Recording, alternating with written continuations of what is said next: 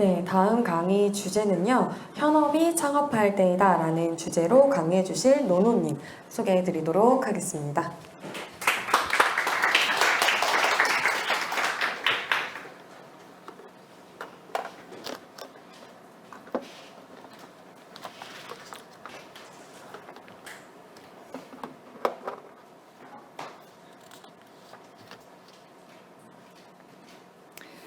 네, 강의하기 전에 오늘 주제가 기획자의 성장과 기획자의 스킬인데요. 저는 기획자가 성장했고 기획자 스킬도 가지고 있다는 전제하에 IT인이라면 언젠가 도래할 수 있는 미래에 대해서 이야기하려고 합니다. 결국에는 IT인의 커리어의 마지막 단에 무엇을 해야 되는가에 대한 내용입니다.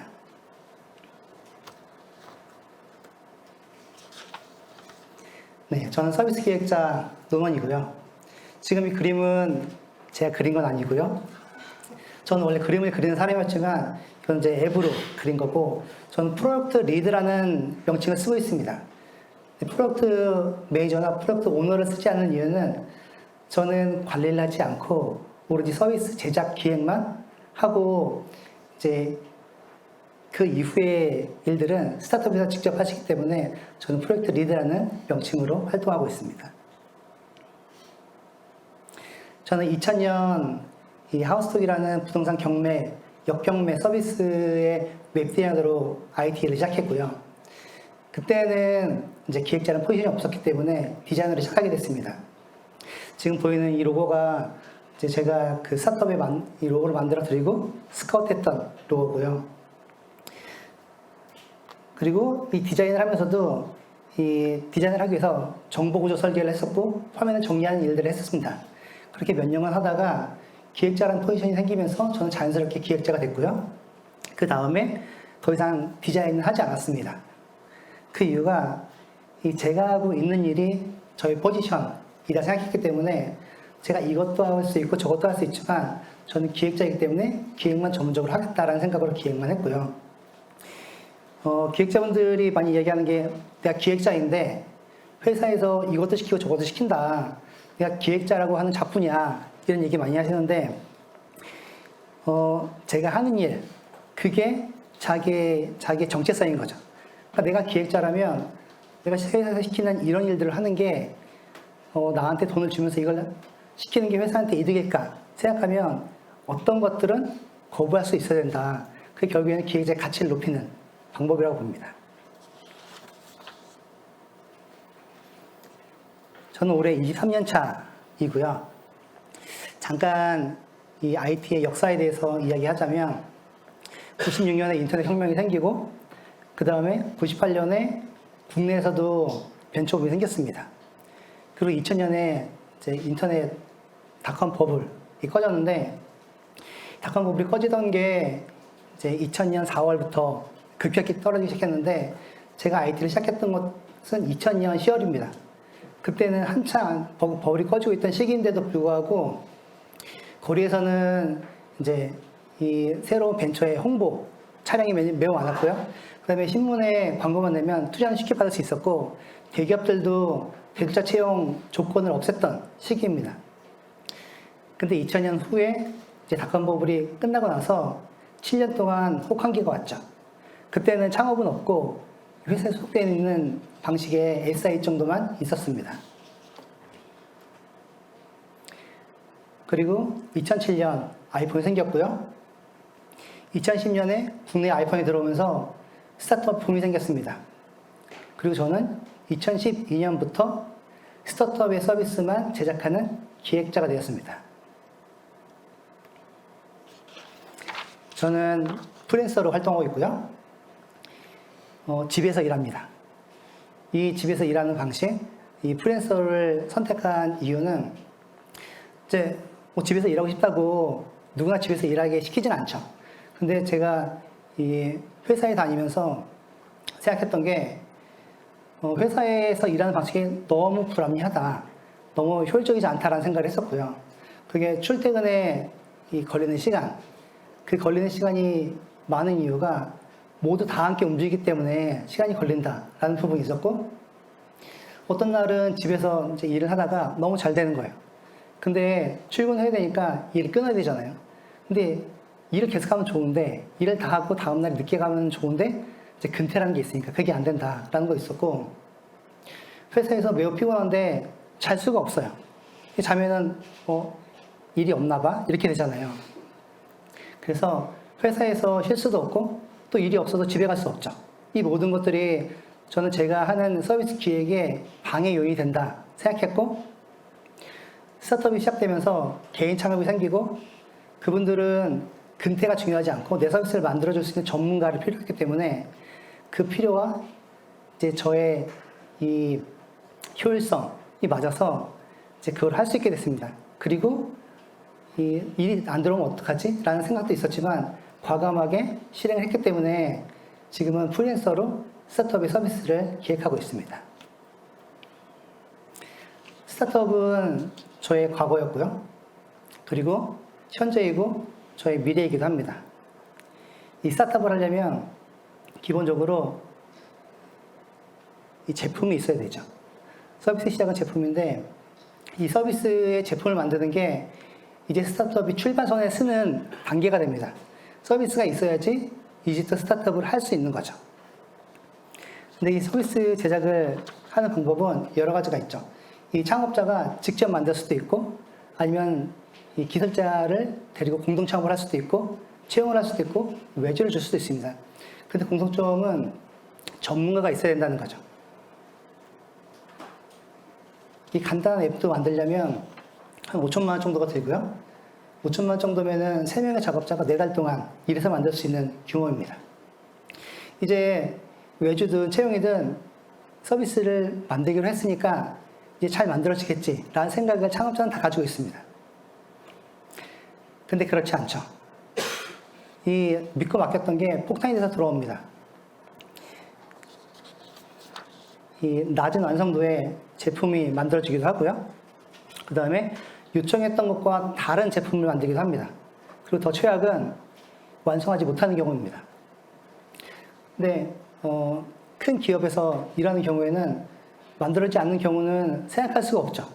근데 스타트업의 경우에 개인이 창업을 하고 개인한테 맡긴 경우에는 만들어지지 않는 경우가 매우 많이 있습니다. 보통 3개월 정도 계약을 하는데 1년 지나도 만들어지지 않는 경우가 꽤 있죠. 근데 이렇게 안 만들어지면 다시 돈을 들여서 다시 만드는 행위를 해야 되고요. 이 서비스라는 게 내가 한 번 창업해가지고 반드시 성공하진 않거든요. 토스의 경우에는 8번의 시도가 있었고요. 그 다음에 9번째 성공을 했습니다. 근데 이 창업자들도 연속 창업을 하는데 성공해서 창업하는 경우는 매우 적고, 이제 실패해서 창업하는 경우, 그러니까 실패했지만 전의 경험을 가지고 다음 서비스가 매우 좋아지는 방향으로 계속 가게 됩니다. 근데 문제는 자금을 들여서 만들다 보니까 결국엔 자금의 부족이 생기죠. 그러면 이제 좋은 게 좋은 거로 맡겼지만 그게 좋은 게 좋은 게 아니고 자금만 계속 고갈된다라는 문제가 생기고, 그러면 생각하는 게 사이드 프로젝트로 하자라는 생각을 하게 됩니다. 사이드 프로젝트를 하면 제작비를 아낄 수 있고요. 그 다음에 요즘에 사이드 프로젝트가 매우 붐이기 때문에 팀빌딩도 매우 쉽게 됩니다. 뭐 7명씩, 10명씩 모으는 경우도 많이 있죠. 근데 이렇게 사이드 프로젝트를 해보면, 이제 사이드 프로젝트로 할 때 사이드 프로젝트 성공한 서비스가 매우 많이 있습니다. 이런 서비스들이 내가 성공할 줄 모르고 했는데 했다. 내가 필요해서 했더니 우연히 됐다. 이런 것들이거든요. 근데 이것의 공통점은 모두 다 서비스를 창업자가 직접 만들었다라는 특징이 있습니다. 근데 그런 걸 간과하고 창업자분들은 사이드 프로젝트로 사람을 구했으니까 이제 잘 되겠지 라는 생각을 가집니다.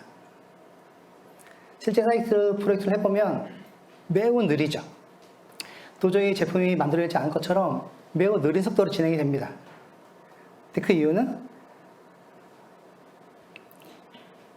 저희가 일주일에 40시간씩 회사에 일하는데 사이드 프로젝트라면 파스타임으로 해야 되죠. 주말에 하고 이 주간에 조금 하고 해서 10시간 정도 할 수 있으면 매우 잘하는 겁니다. 그래서 속도는 4분의 1이죠. 여기다가 사이드 프로젝트를 하면서 스터디라는 게 들어가죠. 왜냐면은 사이드 프로젝트를 주로 하는 분들이 주니어 단계에서 하고 프로젝트를 통해서 이제 공부를 하겠다라고 하기 때문에 사이드 프로젝트가 제품을 만드는 이 제작비를 아끼는 방식이 아니고 참여형 스터디이기 때문에 속도가 매우 느립니다. 그래서 논의하고 어떻게 할지 하고 새로운 거 뭐 할까 이렇게 하다 보면 실제 일할 시간은 적고 회의는 많이 하죠. 근데 이 결과 회의를 한 결과 결론이 안 나면 또 진행이 안 됩니다. 이렇게 해서 일주일에 2시간 정도 한다라고 하면 1년에 108시간을 작업하거든요. 그거는 풀타임으로 3주 하는 것보다 못한 작업인 거죠.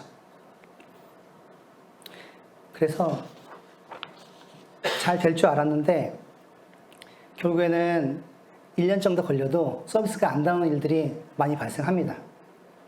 그래서 1년이 지난 다음에 내가 무엇을 얻었는가 하면 내가 인내를 얻었다 라거나 이게 내가 할 일은 아니었구나 이런 생각을 하게 됩니다. 그럼 이제 마지막으로 속도가 매우 느린 사이드 프로젝트가 아닌 능력자를 찾아야 되겠다 이렇게 해서 일당백을 하는 능력자를 찾으러 다니게 됩니다. 그리고 능력자를 찾아서 이 합류하자는 제안을 하죠. 근데 이 능력자들은 다 해봤죠. 이 공동 창업을 하자, 아니면 멤버로 들어와라, 스톡옵션 주겠다 이런 말들은 많이 들었습니다. 그래서 벤처 시대, 스타트업이 처음 시작하던 시기에는 영입해서 하는 경우도 많이 있었지만 이제는 경력 있는 사람들이 이런 제안을 전혀 받아들이지 않고 돈을 주면 그만큼 일을 주겠다라는 걸로만 합니다. 근데 그 가장 큰 이유가 영입해서 들어갔지만 결국에 영입한 사람은 시키는 사람이고 자기는 일하는 사람의 입장이기 때문에 이 동등한 입장이 아닌 거죠. 그게 동족의식이 없다. 누구는 시키는 사람이고 누구는 일하는 사람이다. 이런 느낌이 있기 때문에 하지 않습니다. 결국에는 시키는 사람과 일하는 사람이 나뉘는 경우에는 이제 제작자의 손해, 이 제작자가 돈을 덜 받고 일하는 것들이 결국에는 창업자의 이득으로 가기 때문에 공평하지 않죠. 그래서 결론은 이 완성되지 않은 서비스를 가진 창업자가 첫 번째 고비를 넘지 못하는 일이 매우 많습니다. 근데 제가 주변에서 이제 스타트업의 서비스를 기획하고 이 제작되는 과정을 보면 이 비율이 너무 높은 거예요.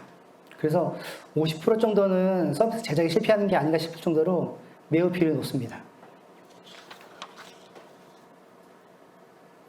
그러면 이 서비스를 만들어줬던 이제 IT인들은 어떤가 하면 기본적으로 IT인들은 남의 것을 매우 잘 만들어줍니다.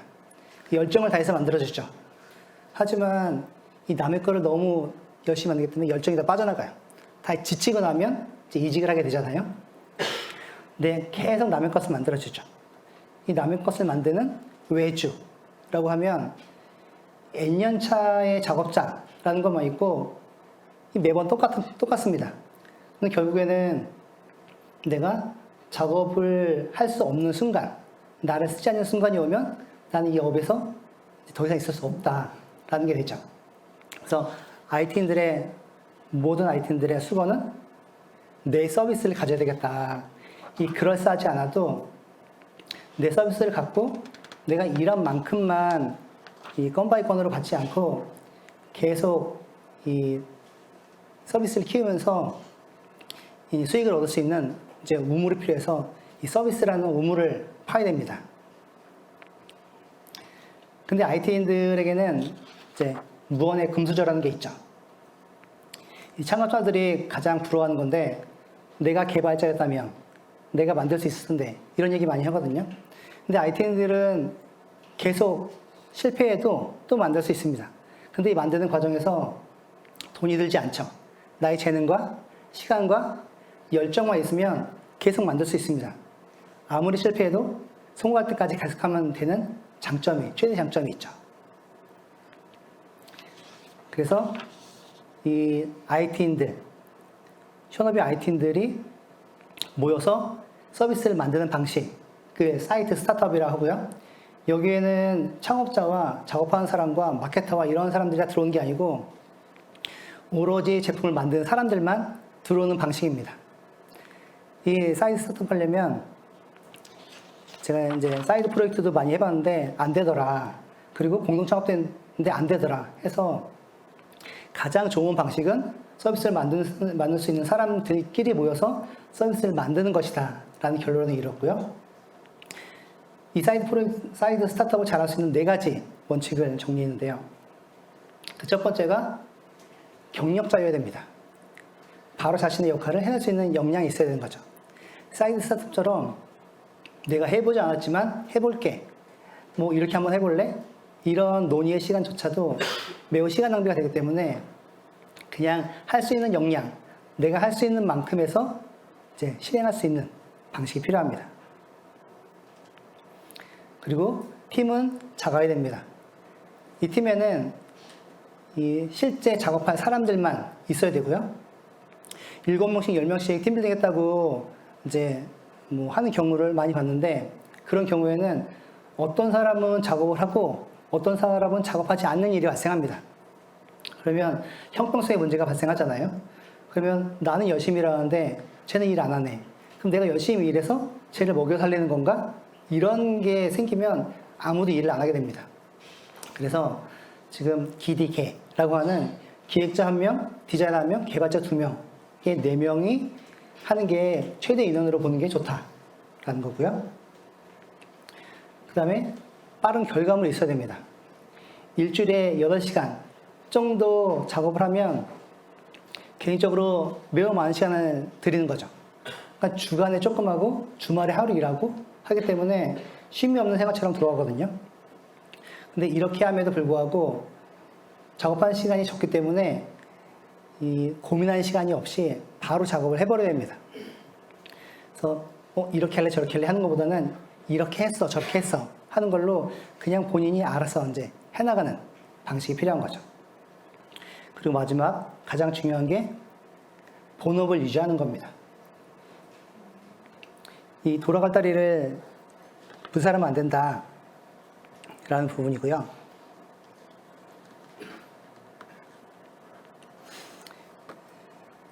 이 본업을 유지하는 게 무언의 금수저를 유지하는 원천이 됩니다.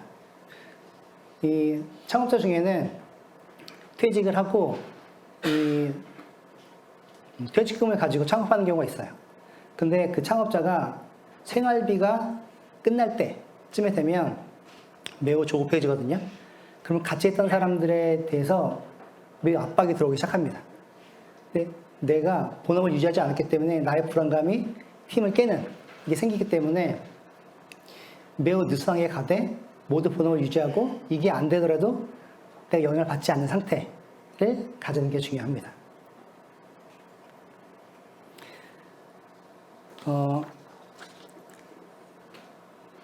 우리가 한때 이렇게 시작해서 지금의 이렇지 할 수 있을 정도로 이 사진을 추억할 수 있는 이 현업의 창업자가 되기를 기대합니다. 그리고 우리 현업은 실패해도 괜찮습니다. 이 무언의 금수저가 있기 때문에 잘 안 됐으면 또 하면 되고 잘 안 된 걸 통해서 다음엔 더 잘할 수 있습니다. 성공으로 점점 더 가까이 가는 거죠. 그렇기 때문에 뭐 안 되면 어떡하지? 이걸 하는 게 좋을까? 이런 생각 없이 그냥 바로 시작하는 게 좋고 그래서 현업의 창업을 응원하고 결국엔 이 프리랜서가 될 것인가 아니면 회사에 있을 것인가 내가 관리자가 될 것인가 할 때 내가 독립해서 나의 것을 가지고 수익원을 만들겠다 라고 하면 IT 현업만큼 좋은 조건의 창업이 없다 이렇게 생각합니다. 네, 고맙습니다.